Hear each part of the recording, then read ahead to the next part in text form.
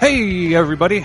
Welcome to another episode of Crimes, Killers, Cults, and beer. And damn, you're loud.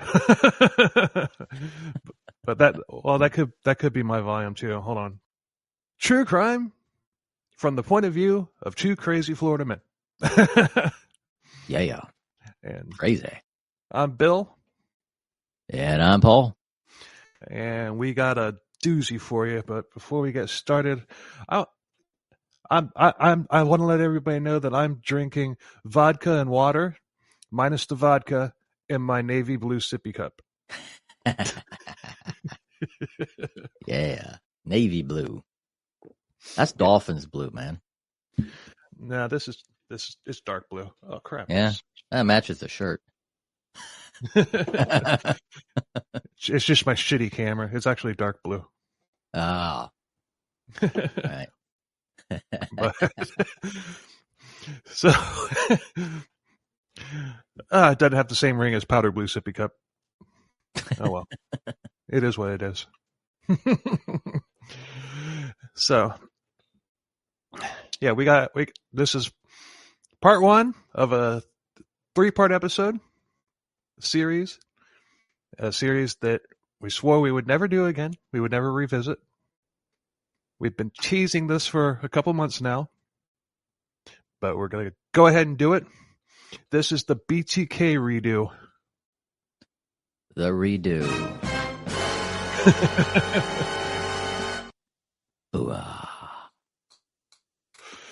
And this one is going to be a hell of a lot better than the first two. I mean, we were not ready to cover a case this big that early on, but we are now. And this is how it should have been back then.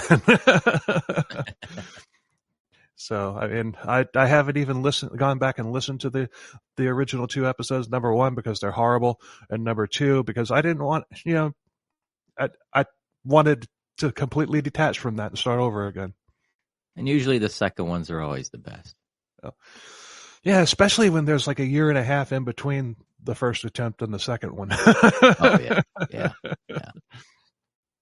Actually, it's probably closer to, about a year and a half. Yeah. Huh. So, well, we had to let it ferment. Oh, it turn into good wine. It was fermented the moment I published it. God, those episodes are horrible. I'm embarrassed by them, but I'm going to leave them up. I'm going to. But there you go. We tell people don't listen to those episodes, but I even put in the description, don't listen to these. but the numbers on them keep climbing. People are listening to them. But once these get released, I'm going to be like, don't listen to these. Go listen to episodes 93, 94, and 95. Yeah. I mean, better. The film industry never gets rid of the original movies when they make a remake or a reboot of film. So it's like, that's true. This is a reboot. It's like, hey, this is the yeah, that's it. Instead of a redo, I'm going to call it a reboot. There you go. There we go. The BTK Reboot. Part 1. Ready? Part 1. I'm ready. Let's go. Dennis Rader was born March 9th, 1945 in Pittsburgh, plain old Kansas, to Dorothea May and William Elvin Rader. He was the oldest out of their 4 sons. He would later claim that his parents ignored him and his siblings. His father was a Marine, and when he retired, the family moved to plain old Kansas, where he found work at an oil company. He killed at least 10 people in Wichita, and he's suspected in 2 more. And there are lots of other cold cases that were from around that time where he's being looked into as a point of interest. And we'll get into a couple of them at the end of part 3. So he gave himself the name BTK along with a list of other names. Yeah, he's a lot of originality with this dude. And I say that sarcastically. He would stalk and study his prospective victims for weeks before striking, and he would call them projects. And when the time was right, he would cut the phone lines. That was his trademark. And he would break in and wait for the victims to come home, and he would attack. Now, Dennis was a sexually motivated killer, and although he never physically raped anybody, he would let them think that he was going to, and in some cases he would masturbate on them, on the victims. Creepy. Very. He also liked to dress up in ladies' lingerie and take photos of himself in bondage. There's no word on whether or not if he was a lumberjack. You got that? Yeah. But he said that this was a sexual fantasy where he would pretend to be his victims. He could have just hung himself and been a victim. Yeah. Done the world a favor. Yeah. Get it over with, man. He liked to emulate other serial killers and believed himself to be in a club with such heavy hitters as Ted Bundy and others. He was particularly influenced by Harvey Glattman, who liked to take pictures of his victims, tied up in, like bondage positions and stuff like that. The pictures that would turn up in the detective magazines that he loved to read. Ooh. And that's how he found out about Harvey Glattman at an early age. Huh. We covered Harley early on, actually right after we did BTK the first time. That episode isn't bad. It's kind of bland because, it's like we weren't even 10 episodes in at that point. But it's kind of bland. But it's not a bad episode. Harvey Glattman. Yeah. So he was so cocky and arrogant. He believed he was untouchable, and he thought that he had some sort of kinship with the police. His crime spree lasted from January 16th, 1974 to January 19th, 1991. And he thought that there was something symbolic about his activities, so I'm sure that those dates meant something to him, being just 17 years and 4 days from start to finish. But in 2005, he came out of haunting. He came out of haunting. There we go. He came out of hiding and began taunting the police. This capture was one of the more funnier and more satisfying captures of a serial killer. He thought he was super intelligent when literally he was just a stupid, bumbling ogre idiot. Idiot. A dumbass.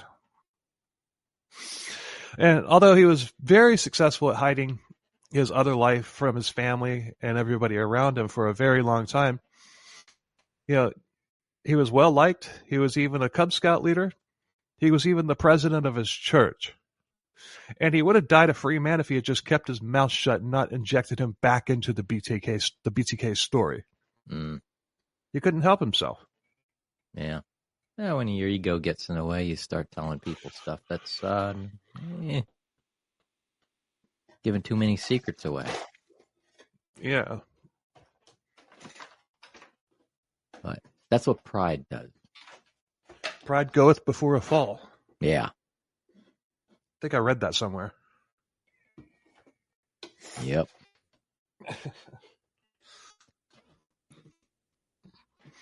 I'm trying to get a little more comfortable here. My mouse is like way over here. So okay, that's better. So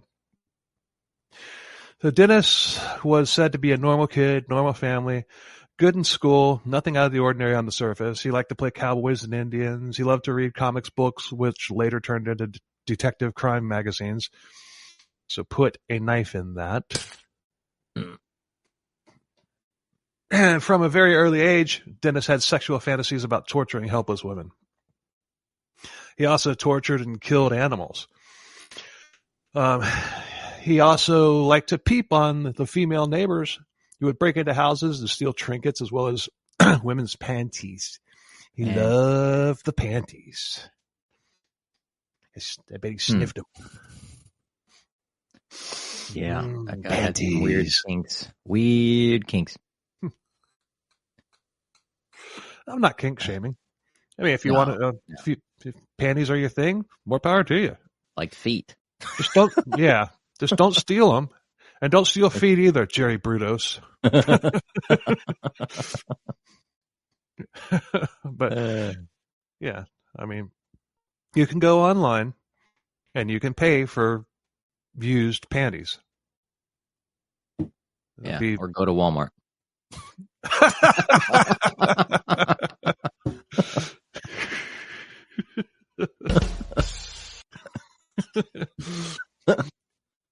Ew.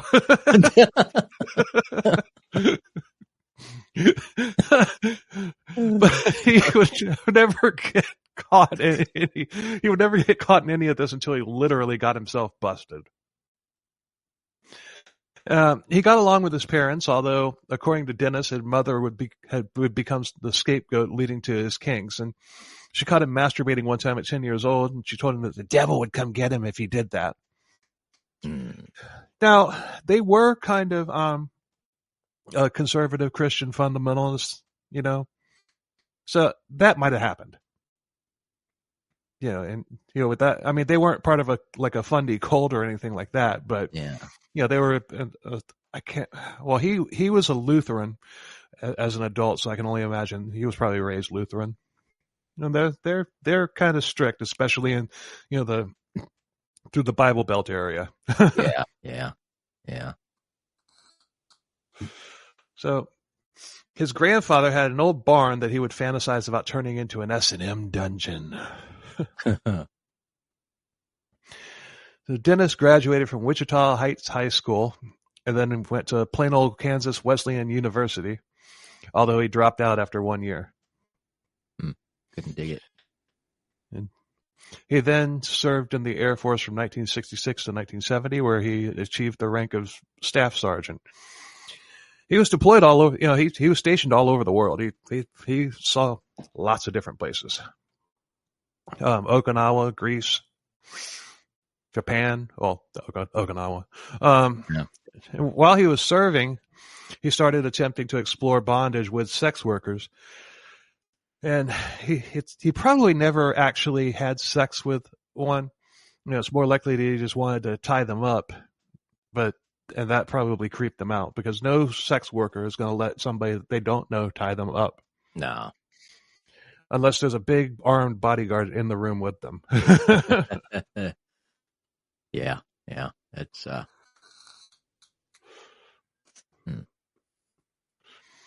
So once he got out of the Air Force, he moved to Park City, a Wichita suburb. There he got a job at a grocery store as a meat cutter. And that would normally be a kind of a red flag on just about any other serial killer, but not BTK. BTK never butchered anybody. That's a good thing. He stabbed somebody, but he never butchered anybody. Yeah. There's one serial killer that I think we've covered and that worked as a meat cutter and actually used that expertise on victims, and I can't remember which one that was. I'm pretty sure it's somebody that we covered, but I can't remember. But his mom had got him that job because she was the bookkeeper there. All in the family. Yeah. May of 1971, Dennis married Paula Dietz, and they had 2 kids, Carrie and Brian. Well, Brian and Carrie. Brian was first. Carrie, later on in adulthood, wrote a book called A Serial Killer's Daughter. I haven't read that. It is on my list of things to read, but right now I'm having to record 2 or 3 episodes a week right now, getting ready for your deployment. So we'll have content to release while you're gone. Yeah. Thank you for your service, by the way, sir. Thank you. He then got an associate's degree in electronics engineering from Butler Community College in 1973. He then went to Wichita State University, majored in administration of justice, and got a Bachelor of Science degree. He then got a job at the Coleman Company, the camping supply chain. He then worked at a Cessna plant for a few years, and he was working at that plant where he committed his first murders. He then moved on to ADT Security Services as a security system installer, giving him complete access to potential victims and knowledge of their security systems. Ooh, yeah, that's That is one of the scariest things I've ever heard about serial killers. Yeah. I mean, it would be like, I don't know, like John Wayne Gacy opening a private boys camp.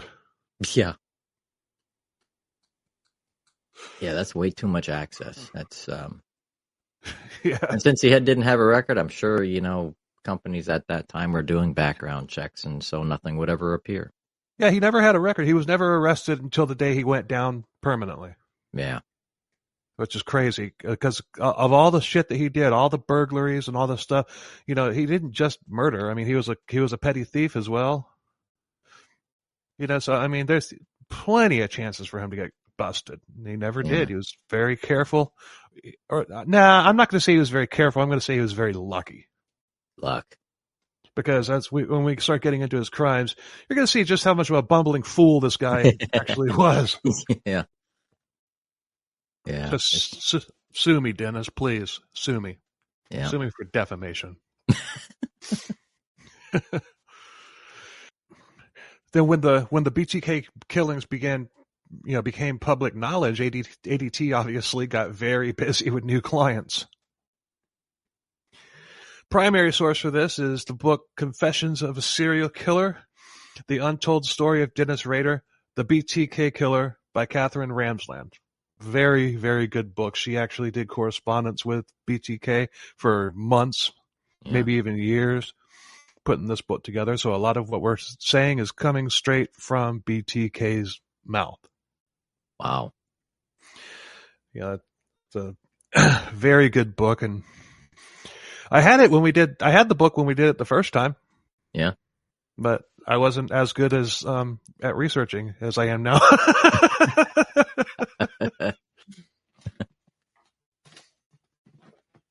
Right here. Oh, there you go. Yeah. Huh. So, let's see. There's a documentary called Very Scary People. It's available on Discovery Plus. It's season 2, episodes 3 and 4. Use that little bit and everything just to kind of get me started. Little bit of wiki. I use Cake TV, and there's going to be more as I go through because I'm not finished writing this episode yet. Yeah. Or this series yet. So there's going to be more. Yeah. Always developments that come in as you're building. And then there's also my memory from the first time when we covered this chucklehead. Yeah. And so now we're going to start getting into the crimes. So buckle up. Now, Dennis was 29 years old when he committed his first murders, although he had been stalking women for years. It took him a while to actually work up enough nerve to actually go through with it. The Oteros were originally from Puerto Rico. They had recently moved to Wichita after 38-year-old Joseph Otero had gotten out of the Air Force. When they got out of the Air Force, they kind of bounced around a little bit. They were living in Camden, New Jersey, where they briefly ran a candy store. But they left Camden for Puerto Rico after the infamous Camden riots. But then they moved to Wichita, Plano, Kansas after Joseph retired from the Air Force as a master sergeant. Huh. Joseph was also an accomplished boxer, and I think 4 out of the 5 kids were students of the martial arts. Whoa. This is a family of fighters. Yeah. There, Joseph found work at Cook Airfield, and that was what he did in the Air Force. And there were lots of airplane factories in Wichita. Wichita at one point was a major hub for airlines. In fact, there was one plant there that actually sent like over 1,000 B-17s into World War II. Whoa! Just to go into World War II. So that, Wichita had a very good economy back then. I bet. Yeah. Especially post World War II. Yeah. Post and wonder what it's like now. Now it's left. Well, I've been to Wichita. I mean, There's still a lot of factories there, but it's a shell of what it used to be. Mm. I mean, I wouldn't say that Wichita is necessarily a bad place to live, but I will say that it's a boring place to live.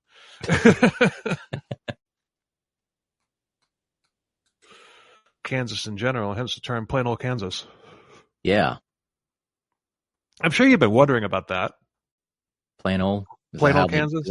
Is that why they named it just plain old Kansas? No, I named it plain old Kansas. Oh, you did? Yeah, because it actually originated in a Patreon episode. Yeah. It was an episode that took place in between Arkansas and Kansas, and it was Thomas and Sandy Bird. Yeah. That episode wasn't long enough to be on our feed or whatever. Plus, Todd and I got totally blitzed while we were doing it. but trying to differentiate between Arkansas and Kansas, we're like, okay, finally, there's our Kansas and there's plain old Kansas. So that's how plain old Kansas came to be. I don't think I've ever explained that like outside of like other things. I just started saying plain old Kansas after we did that, and I don't think I ever explained it. People are like, "Well, where did that go?" Well, now you know. I can't find it on the map. Where is it on the map? I want to go there.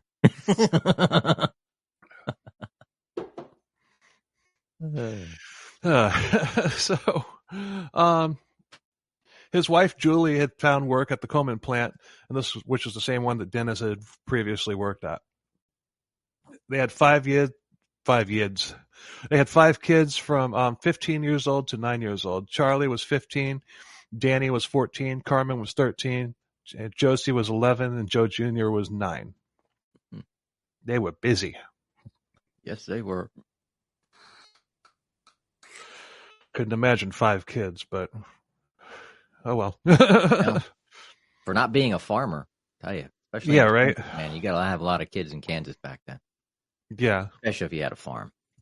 The Oteros were a very happy, functioning family. I like,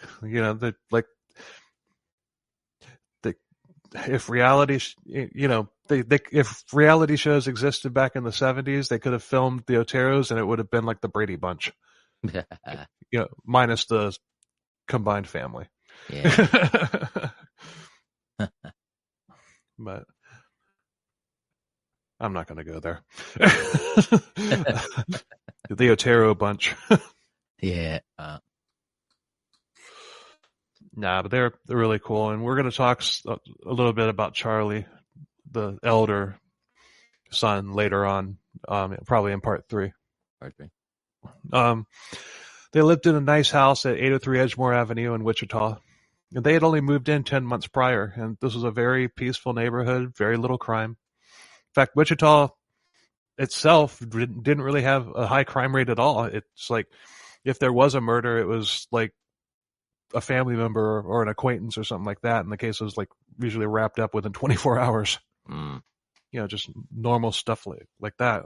Well, not normal, but you know what I mean. Yeah, yeah. But Dennis had been stalking Julie for weeks, and he knew her schedule in and out, like when she dropped her kids off at school, when she went to work, everything. He also knew Joseph's schedule. He knew that he left for work at 8 o'clock in the morning. He did not, however, know that they had 5 kids. But on January 15th, the Otero's routine was different than normal. Charlie had asked Joseph to take him to school early that day, and he did. And Danny and Carmen went along with them early as well. Joseph dropped them off at school and then came back home and helped Julie, get Josie and Joseph Jr. ready for school. Now, normally, Joseph would have already been at work and Julie would have taken all 5 kids to school, but Joseph was out of work with an injury. He had cracked ribs from a car accident. Dennis did not know this. So when he saw, Dennis was in the bushes in the backyard waiting and watching, and he had seen Joseph leave, and he figured he had all the kids with him. Yeah. He didn't see Joseph come back. So he wanted to hang somebody, and he thought that Latino women were sexy. And they are. But I don't want to kill them. Right. Dennis liked to name his projects, and Julie Otero he named Little Mex. Racist much?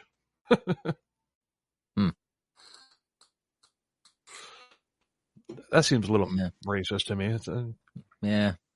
She wasn't Mexican. She was Puerto Rican. Right? Yeah. Exactly. He did not do much, especially for someone who went to college. Yeah, right? Well, for a year. Well, he was in the Air Force. That's pretty diverse. Yeah. I mean, yeah, you probably get a lot of knowledge in that, but yeah. I don't know. Judge a book by its cover all the time. So while he was in the backyard, Dennis saw dog paw prints in the snow. And he later said that normally he would have called it off because of the dog, but he decided to go through with it anyway. According to Dennis, he hadn't, quote, yard cased the house. Yard case. He likes to make up words, and we're gonna see that. Yeah. He makes up words worse than I do. When I make up a word, I do it accidentally. He does it on purpose.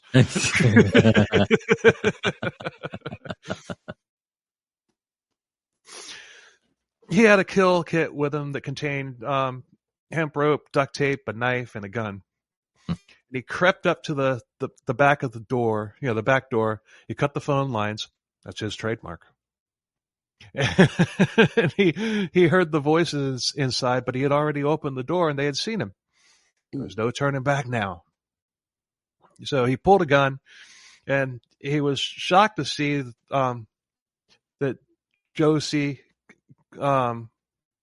Julie, and Joe Jr. were still in the house.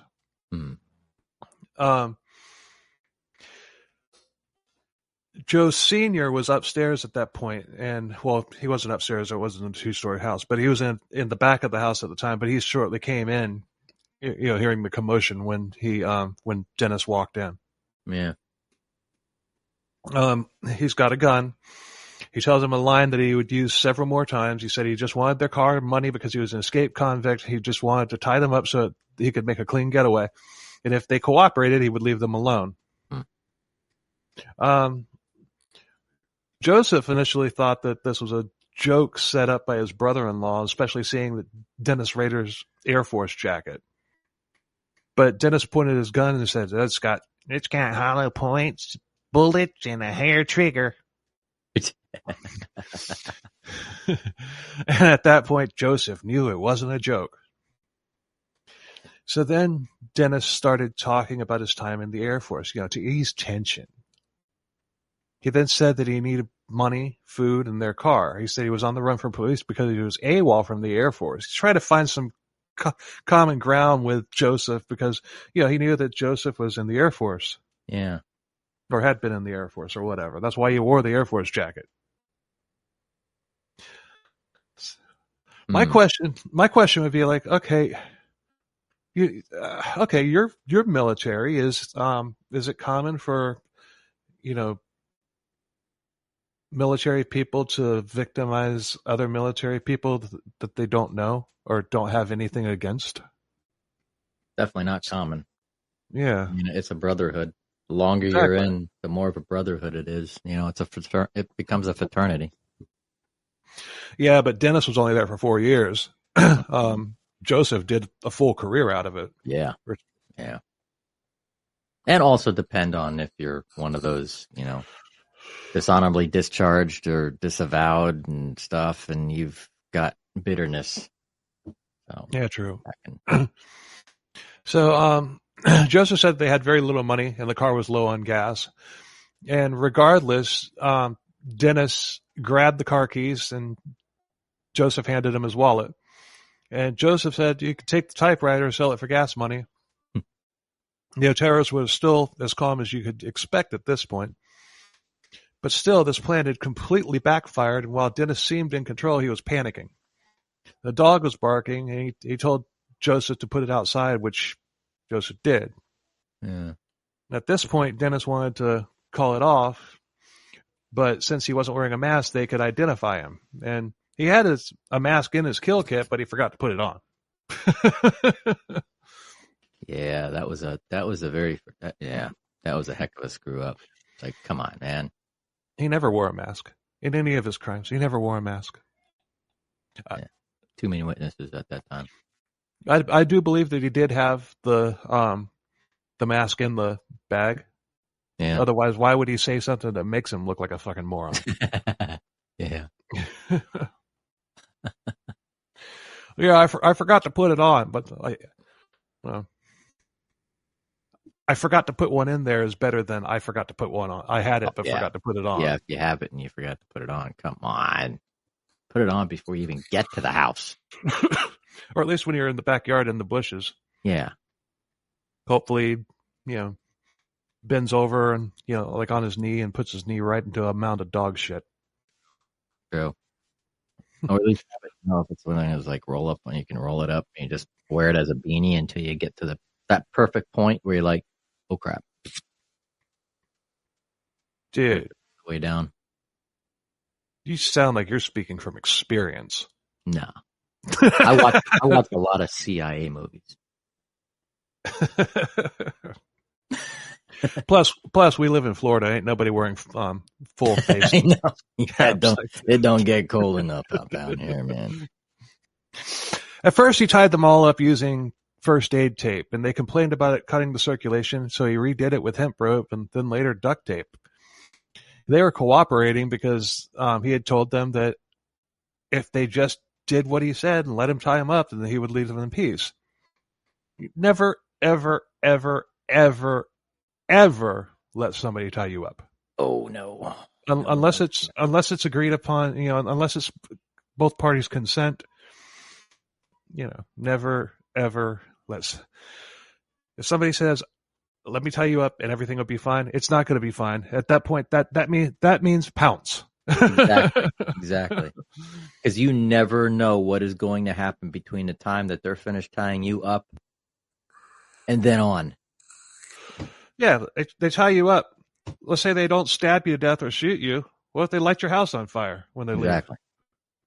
Yeah. Never knock let you somebody out. tie Somebody you behind you, boom, knock you out, boom, and then you're like, oh crap. Yeah, never let somebody tie you up. But Dennis was becoming sexually excited at this point. He was getting a BT boner. The bondage part was turning on, it was rousing the beast. Yeah. Gutierrez were still complaining about being tied up, and Joseph said that he was uncomfortable because of his cracked ribs. So he loosened their ropes a little bit, and he even put a pillow down to make Joseph more uncomfortable, and he put a jacket on him so he wasn't sleeping directly on, wasn't lying directly on the floor. Like, what a nice guy. Yeah. He was considerate. Yeah, very. He also gagged all the Ateras at this point with socks in their mouths and with pillowcases. And he promised to call the police and let them know that they needed help once he was free and clear of their area. No, he didn't. No, he wasn't going to do that. No. He then tied Joseph to a bedpost in the bedroom, then tied Julie to the bed, then Josie and another one. He then tied, let me start that over again. He then tied Joseph to a bedpost in the bedroom. He tied Julie to the bed, and then he put Josie into another room, and he put Joseph Jr. in the bathroom. Oh. He began strangling Joseph with a rope around his neck, and he was shocked at how difficult it was to strangle somebody. He said, it's like, I had strangled cats before. This wasn't anything like strangling a cat. Duh. Yeah. Oof. Yeah. Joseph quit moving and he moved on to Julie. He strangled her until she stopped moving. He then moved on to Joseph Jr. and strangled him until he stopped moving. Then on to Josie. Josie asked what was going on, and Dennis said that he put her parents to sleep and that she was next. He then strangled her until she quit moving. But none of them were dead.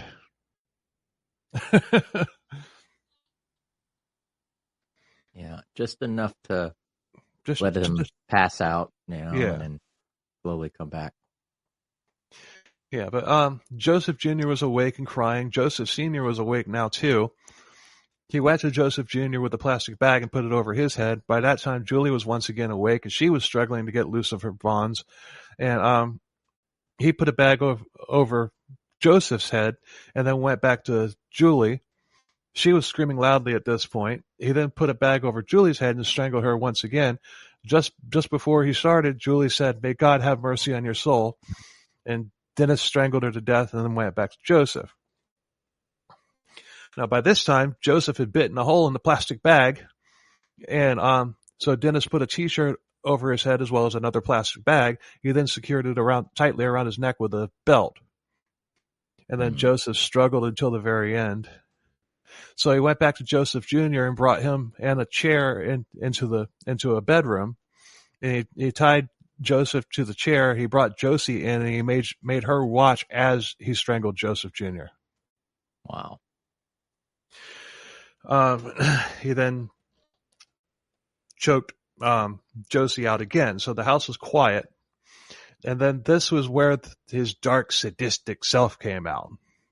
This is where it came out? This is where it came out. No. No. It came out when he woke up that morning.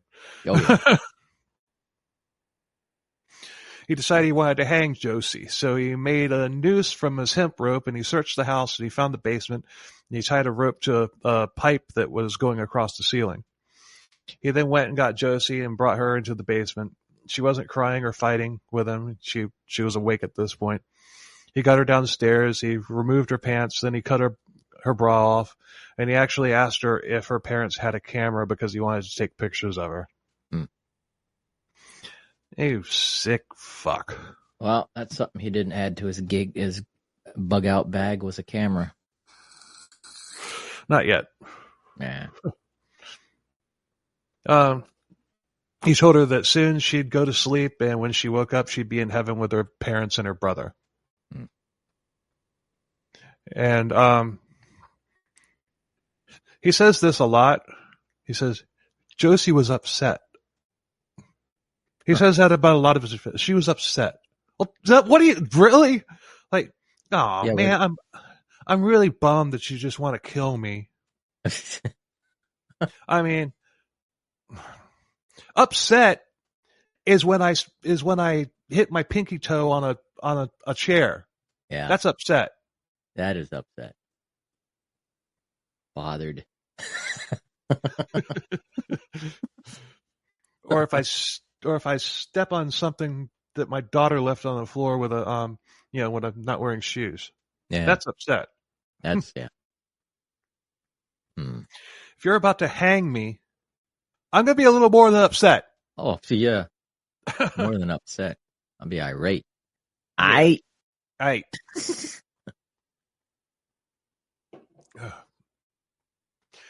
So then he put the noose around her neck and then pulled the rope to lift her off the floor. And then he masturbated on her body and left her hanging there. Yeah, that's disturbed. Yeah. I would be really upset. Yeah. After this, Dennis cleaned up the house and he got a glass of water, another secret trademark.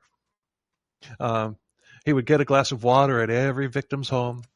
In the movie Terrifier 2, there was this scene actually got recreated. Art the clown was in the house and he poured himself a glass of water and he drank it. And he was in the house of a victim. Uh-huh. And if you go on our social media pages, you'll see a picture that I made of that scene with Art drinking a glass of water, and I photoshopped Dennis Rader into it he's saying, "Hey, asshole, that's my trademark. Everybody knows that." I saw that. I saw that today. I made that last night.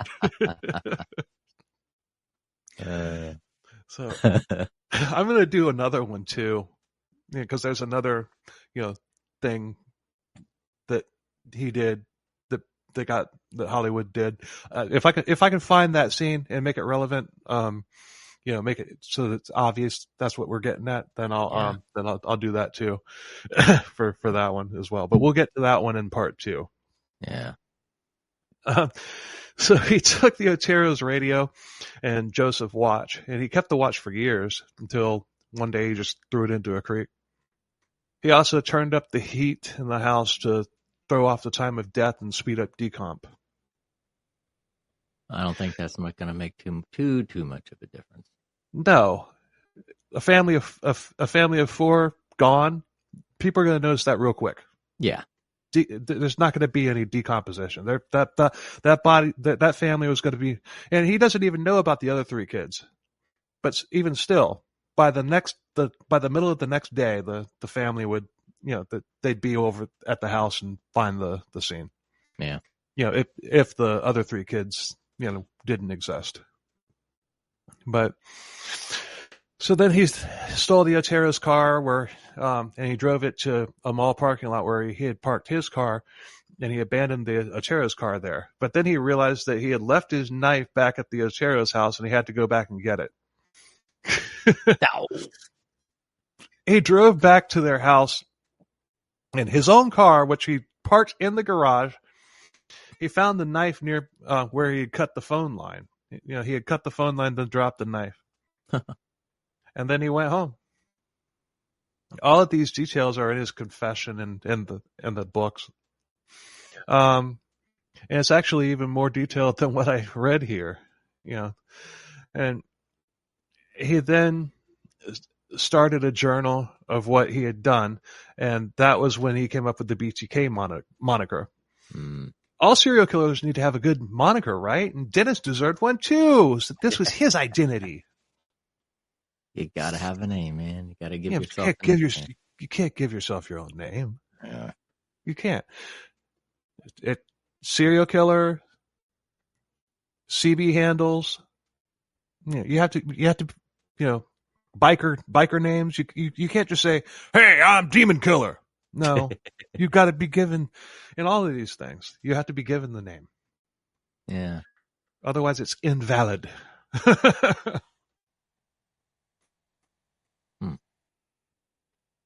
I hear noises. Right. I hear noises in the background. It's not in the studio. It's in the house, and I live alone. Uh-oh.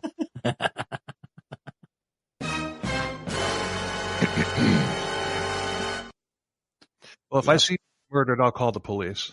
There you go. Good idea. Yeah, if somebody walks in, be like, I'm live here.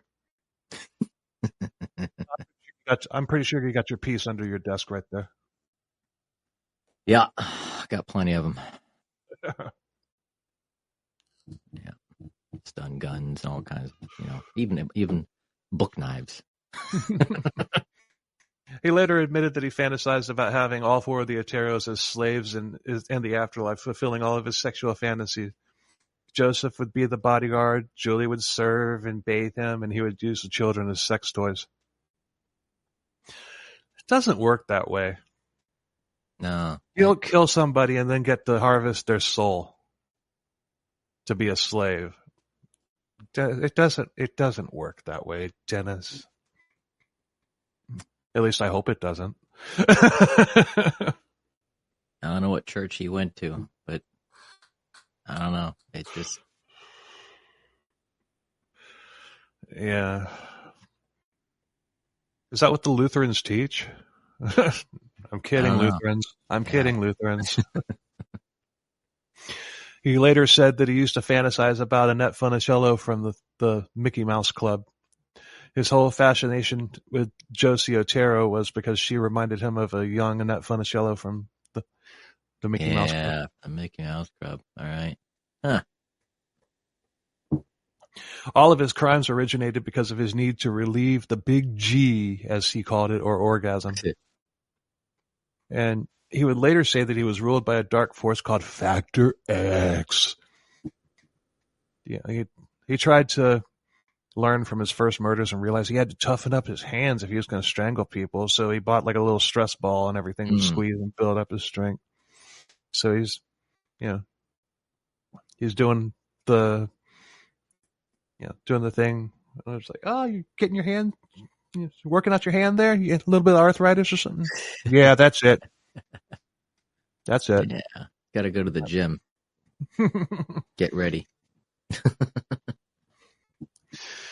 Later that day, Charlie, the oldest Otero son, came home from school along with Carmen and Danny. And the front door was locked and the car was gone. Charlie went around the back of the house and the dog was still outside. That was odd, considering this pooch was an indoor dog and it was very cold outside with snow on the ground. He went into the house and saw Julie's purse on the floor and Joseph's wallet on the floor, all strewn out. There were like meals and stuff, like halfway prepared and everything. Plus, it was hot as hell in the house. Oh. He yelled, "Is anybody home?" And Danny yelled back. He says, "Charlie, come quick. Mom and Dad are playing a really bad joke on us."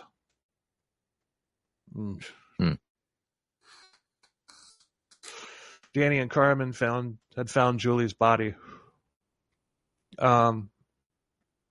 Charlie told them to get out of the house, and he didn't want Josie and Joseph Jr. to see their parents like that, not realizing that they were dead too.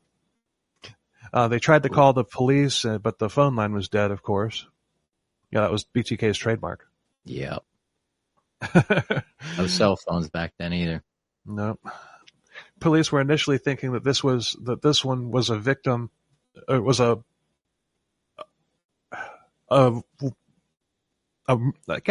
murder-suicide. Yeah. They didn't realize that at the time that Josie and Joseph Jr. were in the house too. And finally, they were found, and Charlie lost it upon hearing the news. Obviously, they all did, but Charlie, being the oldest, probably took it the worst. Yeah, and he did. He had a rough go of it, but like I said, we're going to talk about him at part 3. Josie was found by an officer searching the basement.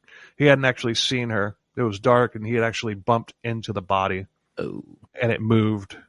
Ooh. So he bumped into the body and it moves. He's whipping around. It's, thinking there's somebody behind him, like maybe the killer or something like that. And instead he finds an 11-year-old girl, partially naked and hanging. Yeah, I'm sure there was some PTSD involved with that officer. Oh, I bet. Man. Police were also thinking that Joseph's activities overseas could have come back to bite him. Maybe was this drug related? Yeah, because at the 70s, it's like, okay, a Puerto Rican guy, got to be involved with drugs, right? Yeah. Those theories were quickly dismissed. 75 officers were put on the case, and they were working with every jurisdiction in the Wichita area. Within a couple weeks, 800 people had been questioned, but nothing came up. Wow. Yeah, this story was obviously huge news in Wichita.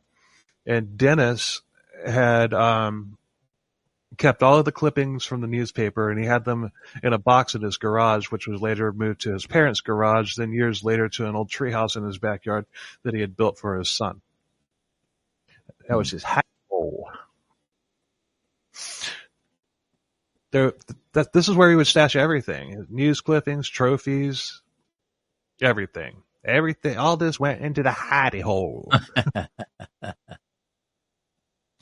Right now we have our old Right now we have our old pal Dick Darwin sharing his thoughts on the handling of the Otero murder investigation. So I'm going to roll it. Roll it. Hello, everybody. Dick Darwin here, Dallas detective. I hear you have a new co-host, so it's nice to formally meet you there, Paul. I've heard great things. Anyway, I believe that the Wichita Police Department dropped the ball back in 1974 after the tragic Otero murders. You see, all they would have had to have done would be to find a woman who looked like Julie and a girl who looked like Josie. Then they go to the press, KAKE-TV, and they do a press conference after the news of the murders went out. And then they put these two ladies up in interview, and they say that they survived the attack and that they could ID the killer. And then mention that they would be returning home because they had no place else to go, see? And then you have a taxi driver deliver these ladies back to the Otero's house and just wait. Because BTK would surely come back to finish the job. And when he broke in the second time, a SWAT team would be waiting. Bam! Got him. He's arrested faster than a Texas rattlesnake striking at a prairie dog. But they never asked for my help. And that's just another reason why I retired. Nobody wants to be unappreciated. Anyway, thanks again for having me on your show. Dick Darwin, Dallas Detective, signing off. Yeah. Thanks, Dick. Thank you, Dick.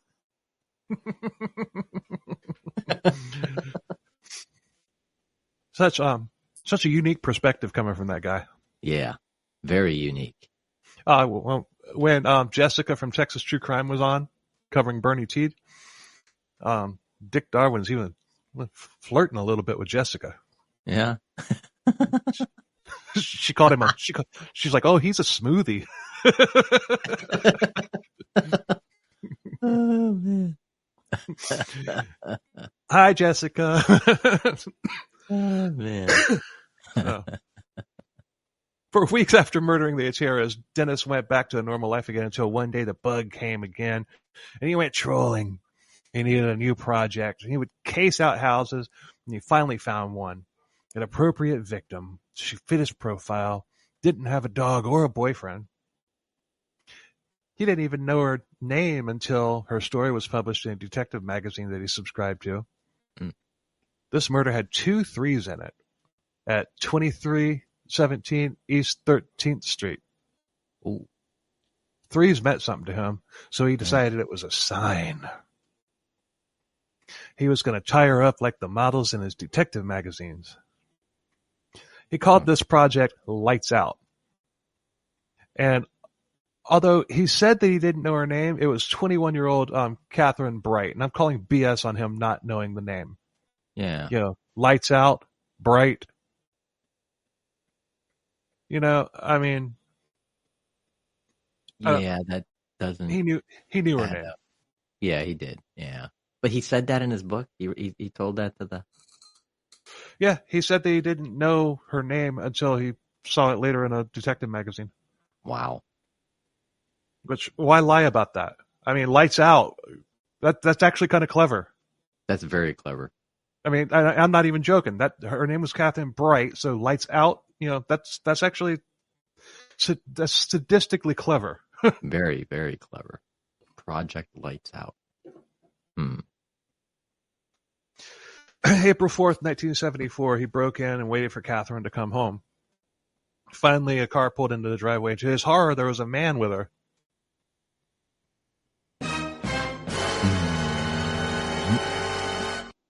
It was her 19-year-old brother, Kevin. They came into the house, and Dennis leapt out, pointing a gun at him, and he told him his same story he told the Oteros. He was wanted in California, and all he wanted was their car. He made Kevin tie up Catherine, and then he tied Kevin to a bed. He then took Catherine into another room and tied her to a chair. He turned on a radio all the way up to drown out any sound there might have been. And not going to go there. I was going to make a guess as to what song might have been on the radio, but I'm not not going to do it. We'll let that to the imagination. I was going to say, I chose not to say this, but what I was going to say was it Staying Alive? Oh, God. The Bee Gees were big back then, so they were still big. That's horrible. It just popped in my head. I don't write this shit. I don't write the fucked up shit that comes out in here. I mean, you got my notes. Is that anywhere in my notes? Nope.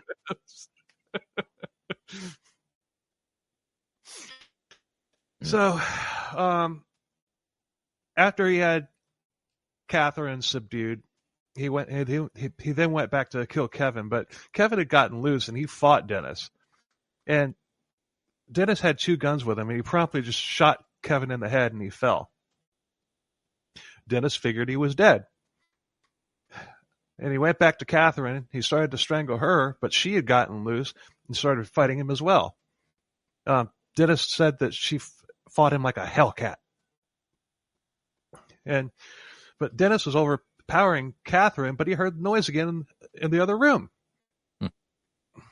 Kevin was still alive. So he went to go strangle Kevin again, but Kevin attacked. Like I said, Dennis had 2 guns with him, and Kevin managed to get one of them, and from Dennis, and he fired at it, but the gun jammed.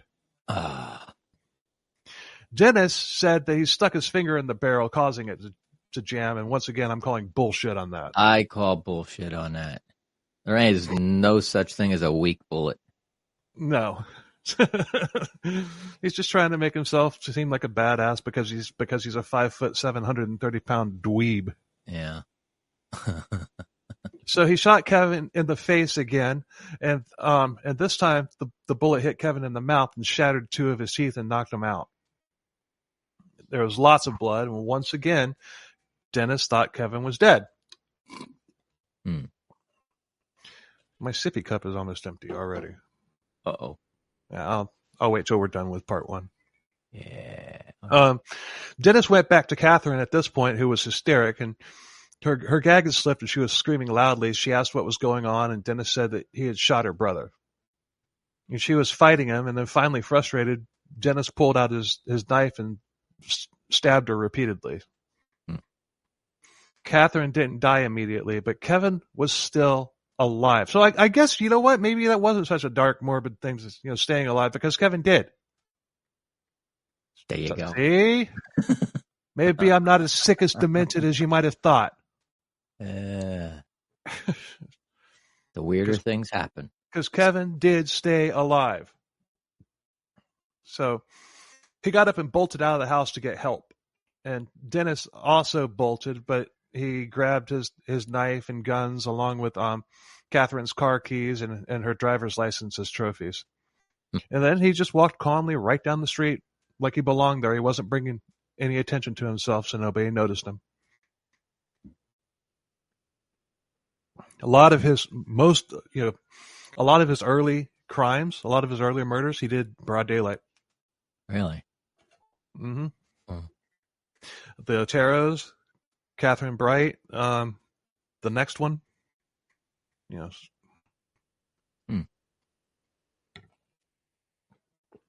Yeah, I guess he was afraid of the dark. Didn't like the light. Nah, he starts becoming a night stalker as well. But Dennis brought these things to his parents' house and he stored them in the garage. He cleaned up while there. He burned his shoes and pants and shirts which had blood on them. He took the things in the hidey hole and he stored them in his parents' garage in a locked case. Once again, this was big news and Kevin survived, and although Catherine had bled out and died at the hospital, Kevin did give police a description of Dennis, but Dennis was so plain and ordinary looking it could have been anyone.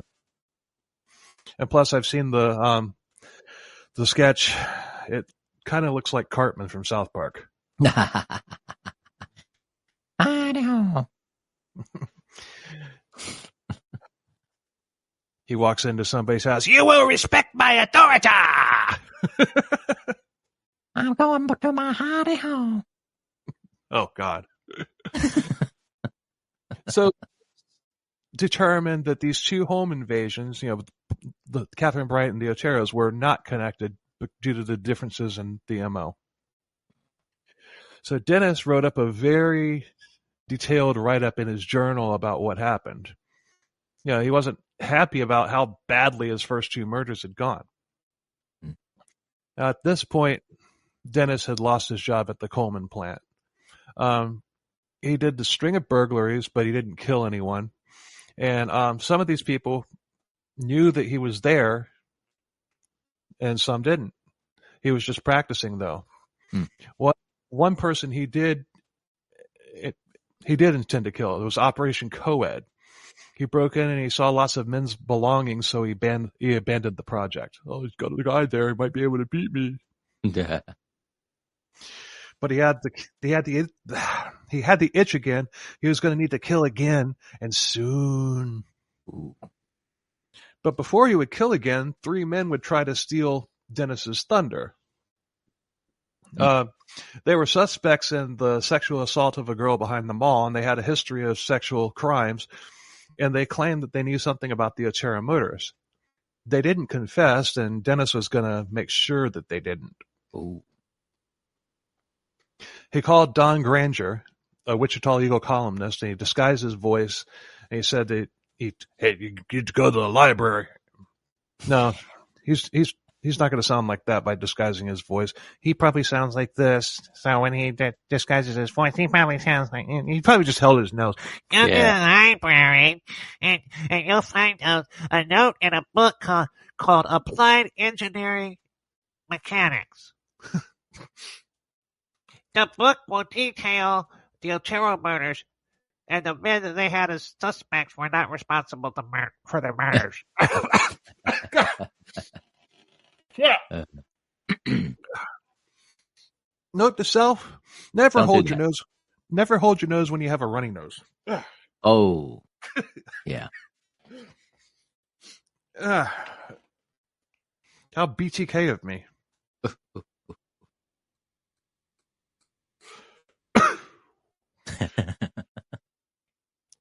So Granger went to the library, retrieved the note, and Paul's going to read it here verbatim. BTK was a lot of things, but one thing he wasn't was a wordsmith. So take it away, Paul. Good luck. Oh, man. Not a wordsmith. Let's see. Quote, I write this letter to you for the sake of the taxpayer as well as your time. Those 3 dudes you have in custody are just talking to the publicity for the Otero murders. They know nothing at all. I did it myself and with no one's help. There has been no talk either. Let's put this straight. I'm sorry this happens to society. They are the ones who suffer the most. It's hard to control myself. You probably call me psychotic with sexual perversion, hung up with when this monster enters my brain, I will never know. But it here to say, yeah, he's definitely not a wordsmith. But it here to say, Here to stay. Shakespeare. Here to. How does one cure himself? If you ask for help, that you have killed 4 people, and they laugh or hit the panic button and call the cops, I can't stop it. So the monster goes on and hurt me as well as society. Society can be thankful that there are ways for people like me to relieve myself at time by day of some victims being tortured and being mine. What? Man, I'm really trying to concentrate here. I know. The more you concentrate, the harder it gets. Yeah. It's like, what? A big, complicated game, my friend, of the monster play. Huh? Yeah. Complicated. What did I say? You said it correctly. He said complicated. Ah. No L. There you go. A big, complicated game, my friend, of the monster play, putting victims number down. What? Follow them, checking up on them, waiting in the dark, waiting. The pressure is great, and sometimes he run the game to his liking. Maybe you can stop him. I can't. He has already chosen his next victim. Already. Huh? No Already. L. He doesn't like L's. He doesn't? Already. No L. No L. No L. He has already chosen his next victim or victims. I don't know who they are yet. The next day, after I read the paper, I will know. But it's too late. Good luck hunting. Yours truly. Guiltily.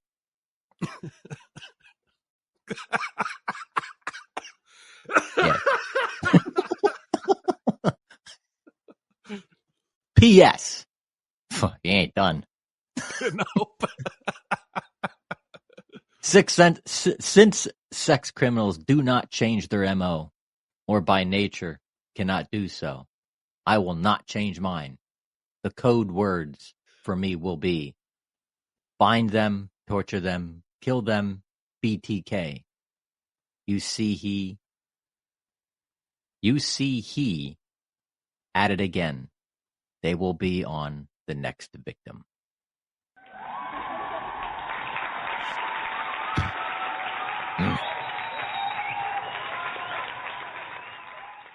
Thank you. That wasn't a Shakespearean play. Oh my God, this guy. Yeah, can you imagine the police officers reading this and you're like, what the fuck? Yeah. Oh, I'm sure they had the forensics guy. That give it to forensics is like, okay, where did this guy go to school? He went to. Well, I wonder if it was Was it handwritten or was it typed? It was typed on a typewriter. So that, I mean, yeah, that can explain some of it. Yeah. I mean, but still, they make whiteout. Exactly. I'm sure Michael Nesmith's mom had made her invention by 1974. Mm-hmm. I wonder how many of our listeners will get that.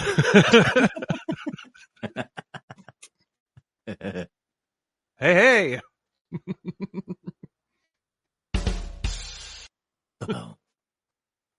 However, he listed a bunch of things only the killer would know.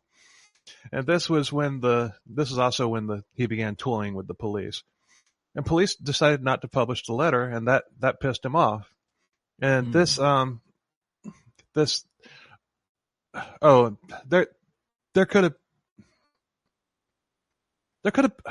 was more, because he describes how the Oteros were placed in the house and stuff like that. Yeah. Maybe that's in another letter that you'll have to read. Huh. Or it just occurred to me that it's not there. Maybe it wasn't in the first. Maybe it wasn't in the first letter. I don't know. But so police decided not to publish the letter, and that pissed him off. Oh, I'm sure. They did, however, post a want ad to BTK in the paper saying help is available along with a phone number. They were likely monitoring that number, but nobody ever called it. Be funny if somebody did. Yeah. Like copycat. Or BTK, and if they had run this, like, say 5 years later, he would have called it. He would have called it from a payphone. He would have called it from a payphone. But the murders made people invest in home security systems. Late in 1974, Dennis got the job working for ADT. He also seeing the letters BTK in the newspaper. He also started becoming more active in the church. One of these things is not like the other. No. He hadn't gone public with Catherine Bright's murder yet because he wasn't sure if he wanted them to be connected yet. But the Oteros were his crown jewel, so he was okay with that for now. So he was embarrassed about the Brights because Kevin had escaped. Yeah. So he moved his trophies along with his news clippings, etc., into an abandoned barn that he played in as a kid. He also began referring to himself as a Minotaur, which was a serial killer from one of his detective magazines, and he loved those detective magazines. In 1975, Dennis's wife, Paula, gave him the good news that he was going to be a daddy. Oh, boy. Hope you choke on that cigar, you sick fuck. Right? His son, Brian, would be born later that year, and it was a rainbow baby because Dennis had a very low sperm count. Little bit of TMI there, Dennis. I mean, especially because of some of the pictures that we've seen. There's one picture of him in bondage where you think he's wearing like a bikini bottom, but if you look closely, it's not. It's the what makes it look like a bikini bottom is his gut hanging over, and he's got his junk tucked back, between his legs, back behind him. Jeez. And I don't I'm not going to be posting that picture. If you want to see it, go ahead. But some things once seen cannot be unseen. Got that right. Kind of like but people are going to go look for it. Kind of like if I said, don't Google 2 girls, 1 cup. Yeah, you cannot unsee that once you see it. No. And I was eating chocolate ice cream when I looked. What? I was. You were? Oh, I was. I did not eat. I did not eat chocolate. I've probably had chocolate ice cream maybe twice since then. That was back in what I want to say 2006 when that thing went viral. Yeah. I was eating chocolate ice cream when it happened. Oh. I'm sorry. If you know, you know. If you don't know, keep it that way. Yeah. Yeah. So from 1975 to 1977, New York City had a serial killer problem. Son of Sam, David Berkowitz, was racking up a body count. But Dennis had been laying low for a while. David Berkowitz was wreaking havoc in New York City, and it was making nationwide news. BTK had threatened to kill again, but at this, he hadn't though, but now he was ready. He was also irritated that Berkowitz was getting all this nationwide press and his handiwork was pretty much just regional. Well, that's because he's in New York City and you're in plain old Kansas. Mm-hmm. That's a big difference. Yeah. A lot more people. Not to mention he's doing it out in the fucking open, just walking up to somebody and bang and walking away. Yep. you got a lot of buildings to hide behind and a lot of places to go and hide in New York. It takes Kansas, a lot. What, a cow? Yeah. but the thing is, it also takes a lot more guts to do what Berkowitz did than it did to do what BTK did. Because there's buildings all over the place, like you said. Anybody could have been looking out a window at that point. Mm-hmm. David Berkowitz had fucking steel balls. Yeah. But the time had come for the nation to be aware of BTK. He didn't want to be just a regional headache. He wanted to be a national headache, like Kanye West.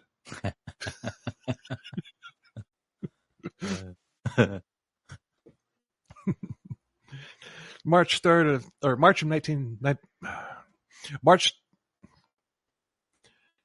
of 1997, almost 3 years after Catherine Bright's murder, he did go out trolling, which is what he called stalking. He made multiple attempts, but they were thwarted. He was looking for a house with 2 women and there because he wanted to kill 2 women at the same time. And later on, he tries to do that again, but it's even more sick. Mm. And we'll get to that. That will be in part 3. He found such a place, and after studying them for days, he was ready. He went there ready to go, and take a guess. Mm.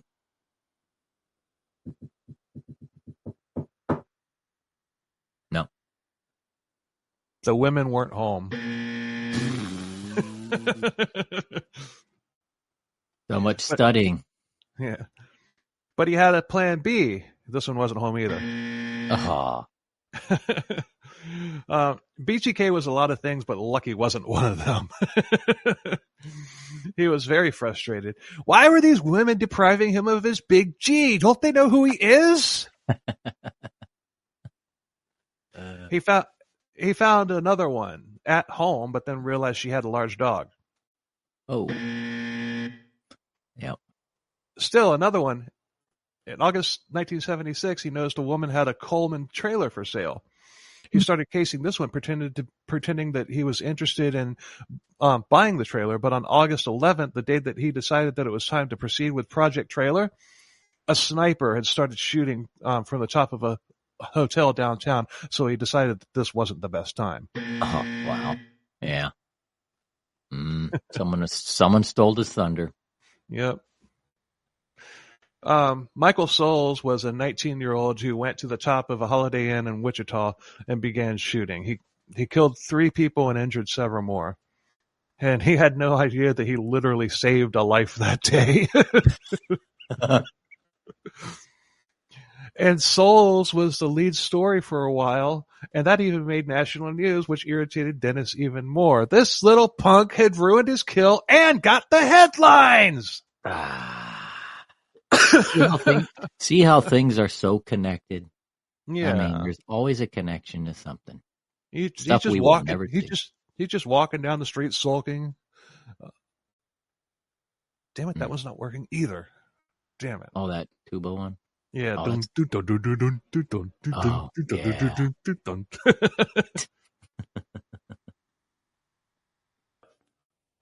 BTK Dennis is pissed off about about the little punk. Yeah, he's still walking around the neighborhood. He's at this point he's just looking for anything because not one of his plans that he's actually tried to put into motion has worked out.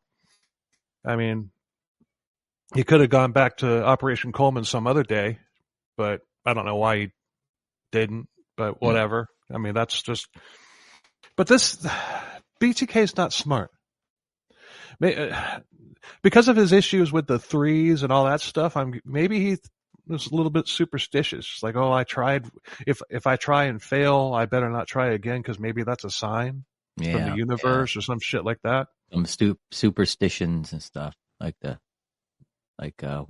the threes, it's kind of like the Tesla syndrome. Nikola Tesla had a superstition with 3s, 6, 9, and all kinds of crazy stuff. But he was a genius. That's right. the difference. Yeah. So, I mean,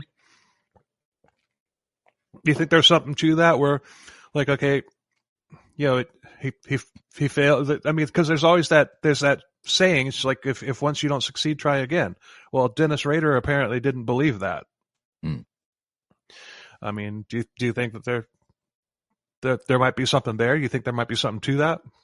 Unless there was something in his upbringing, either through his family or through the religion and family nurturing and stuff, that may be something stuck in his subconscious that could have gave him that superstition.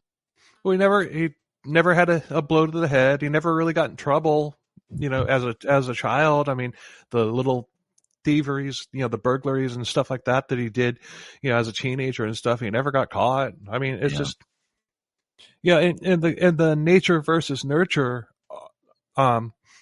debate. This is freaking nature. I mean, nothing happened to make him this way. He was born. Yeah. He was born this way. Mm-hmm. Or maybe, since he had a low sperm count, maybe his dad did too. So only a half a sperm fertilized the egg.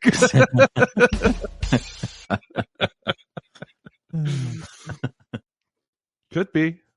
Could be. I don't know. No, I'm not going to do that. I was going to say maybe in part 3 we'll talk about how looking to how Kevin turned out, but I'm not going to bring the kids into this. I mean, the only reason I brought up Carrie's book is because I'm helping her, buy the book. Let's read it. Yeah. I'm not even gonna look into Brian's past because it's. Leave the kids alone. I mean, Carrie put herself in the spotlight by writing the book and by doing interviews and stuff like that. Brian has not. Yeah. So we're going to leave it that way. Leave those kids alone.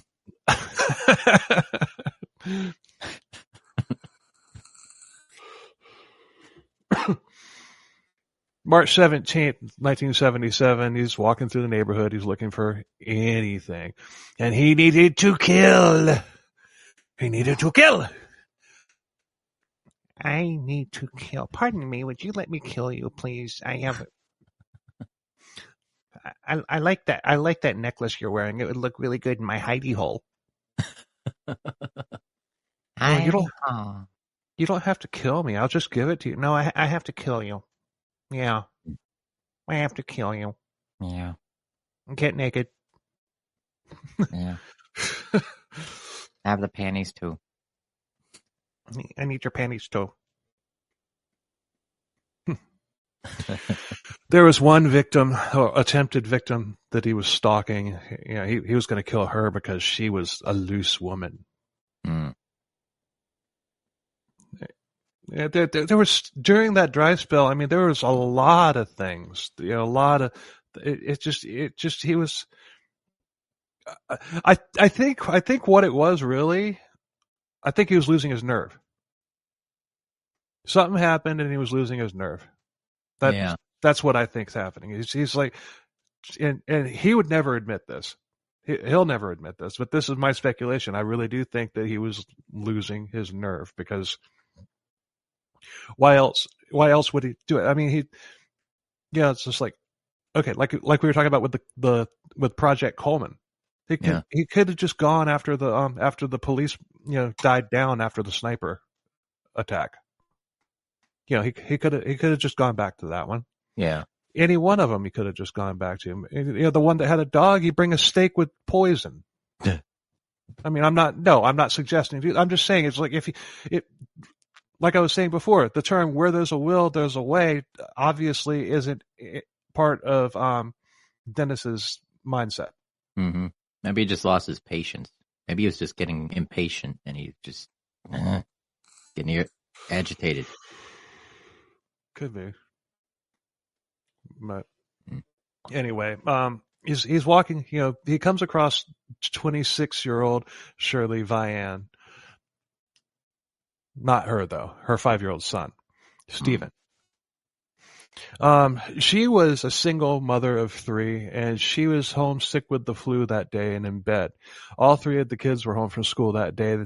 They may have had it too, or maybe she just didn't feel like taking them to school or whatever. Well, regardless, all 3 of her kids were home from school that day.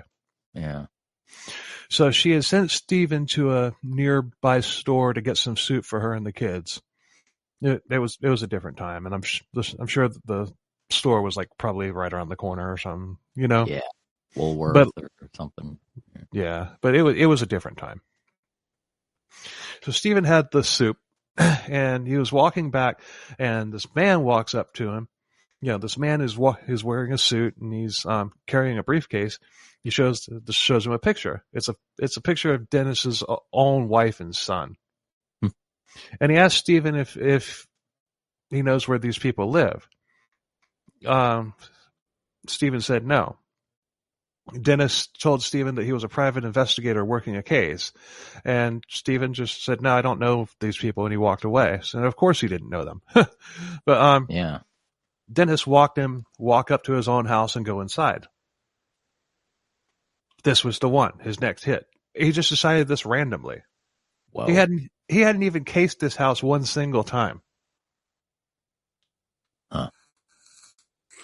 He waits a couple of minutes, then he walks up and he knocks on the door. Stephen's brother answers and asks to talk to his mother.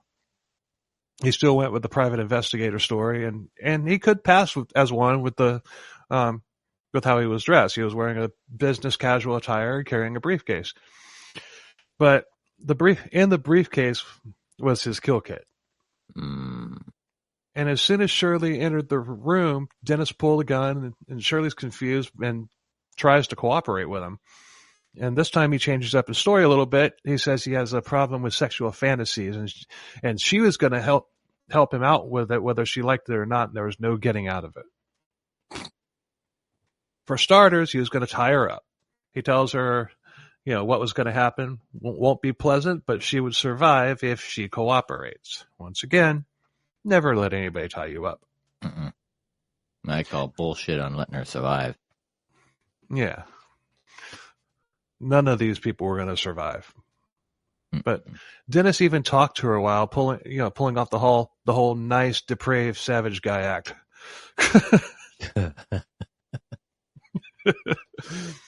Shirley was not amused. She, in fact, she threw up. Later, Dennis, she was upset. There's that word again. Upset. Wow. No, you're upset if I throw up on my couch, I'm upset. If you're going to kill me, if you're in my house, I'm going to be more than upset. it's like you keep using that word, Dennis. I don't think you know what that word means. I don't think he does. I don't think he realized she had the flu. Yeah. I hope he caught the flu from her. Yeah. I hope he got a really bad case of it. Yep. But later, Dennis would actually call himself a compassionate killer. A compassionate killer? That's an oxymoron. Yeah. Very.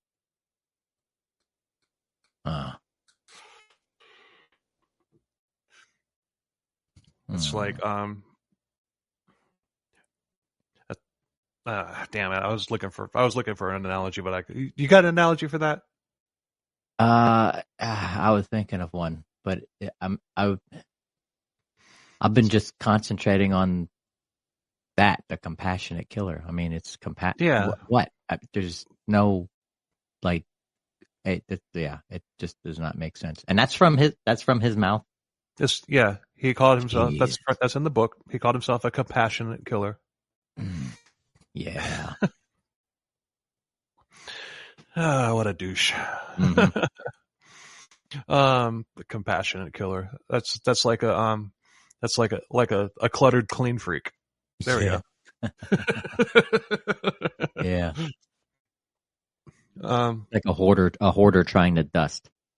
Yeah. An organized hoarder. There we go. Yeah. So Dennis tells her to round up the kids and put them in the bathroom, and she does. And Dennis, being the nice guy that he is, he puts some toys and books and blankets in the bathroom. Here, play with these kids or take a nap while I kill your mother. They then lock the door. They drag something in front of it to keep the door from being opened. Dennis then takes Shirley into the bedroom to assault her. And the kids are screaming, beating on the door, and Dennis is getting irritated. He yells them to shut the hell up or he'd shoot them in the head in the nicest way possible, I'm sure. Wow. Yeah, you try to be compassionate. Here, I'll hold my finger in front of the barrel so that the bullet will slow down a little bit, so it won't hurt as much.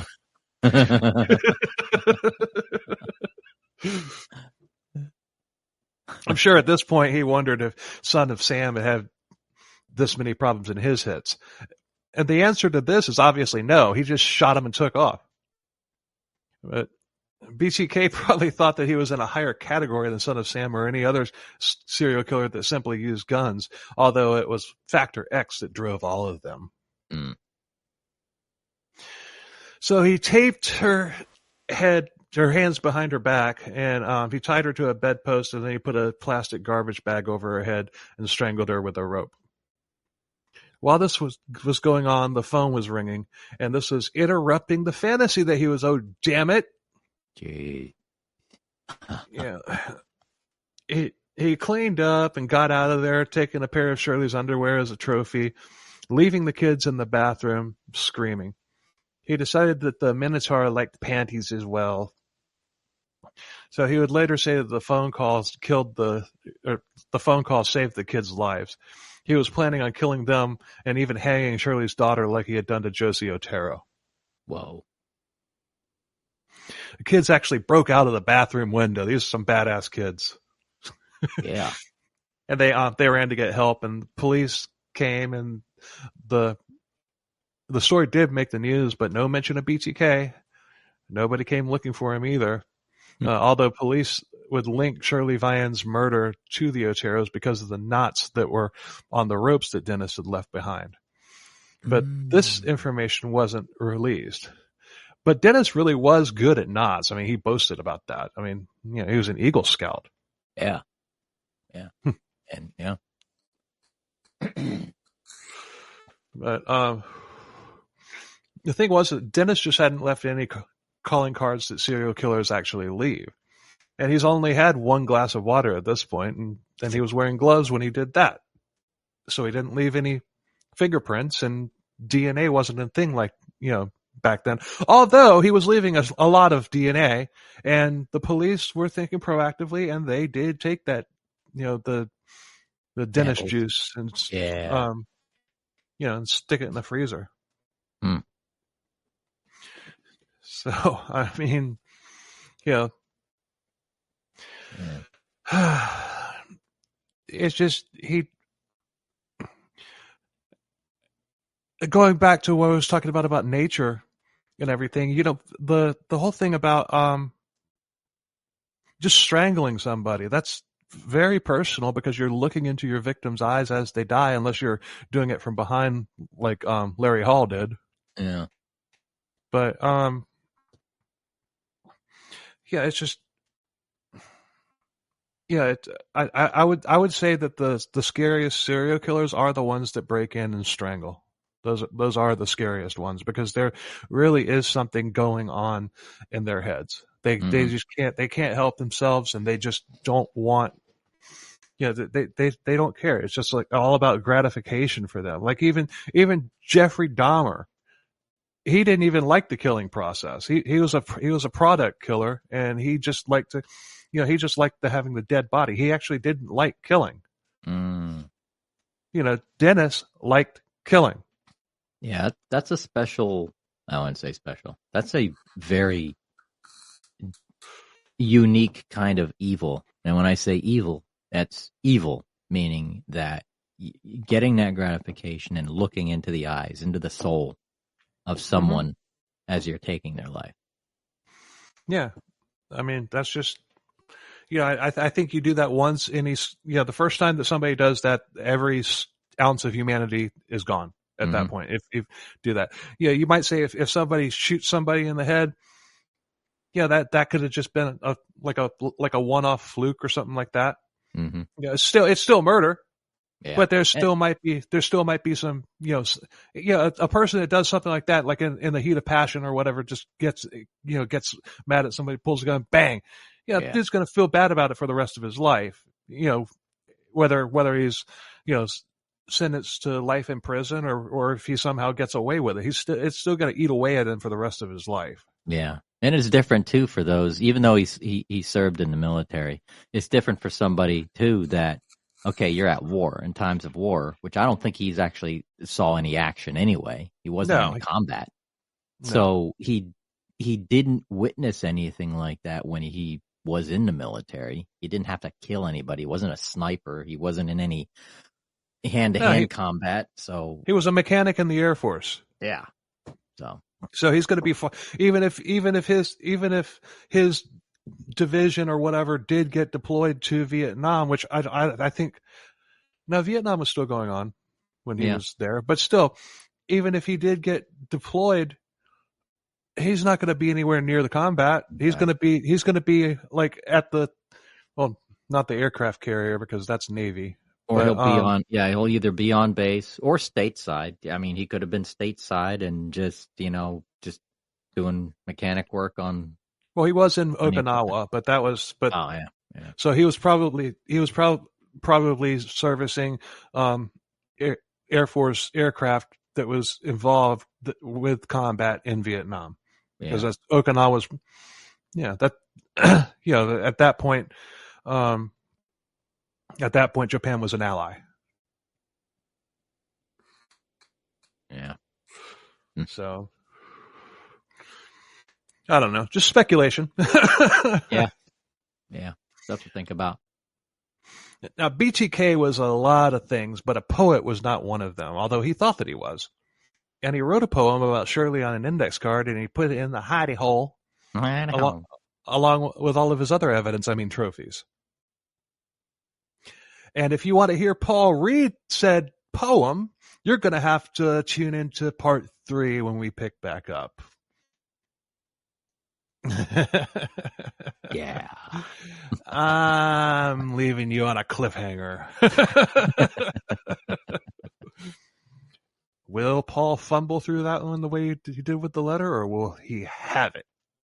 I might have it. I don't know. Well, he's got a week to get it down. He's got a week to get it down.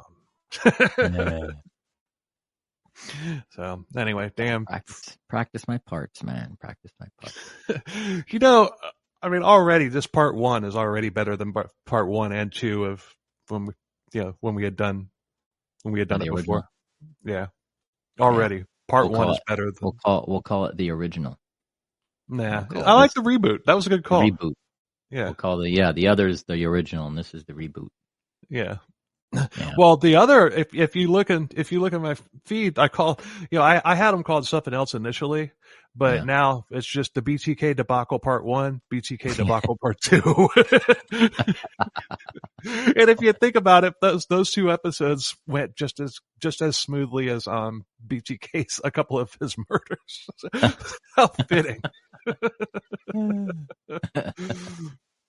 Oh man. So thanks for listening. We appreciate the hell out of it. Be sure to tune in next week for, did I say part 3? I meant part 2. Part 2. Yeah. Part 2. So, yeah. Stay tuned for part 2. Okay. So not everything's perfect in this episode. Sue me. Yeah. So not everything is scripted. Right.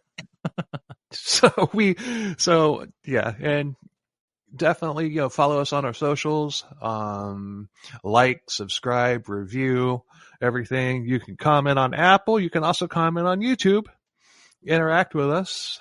And actually, I looked at the YouTube page last night and noticed that, somebody else in the cult that I was raised in had found the episode on YouTube for the first time and commented on it.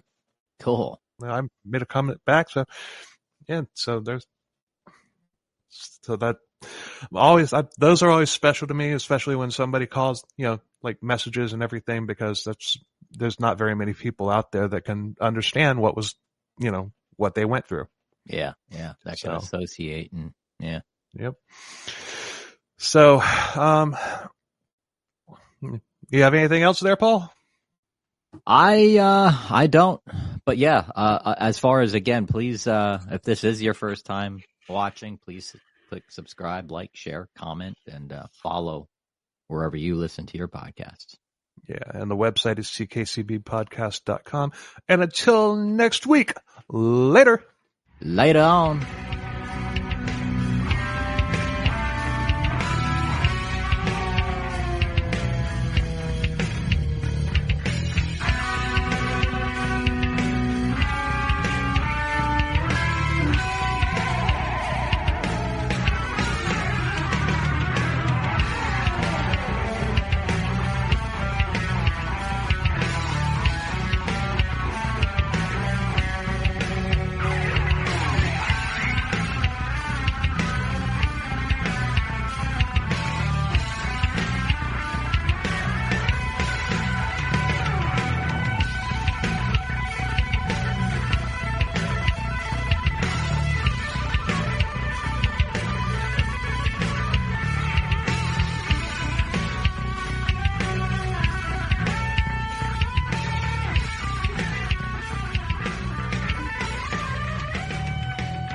You see the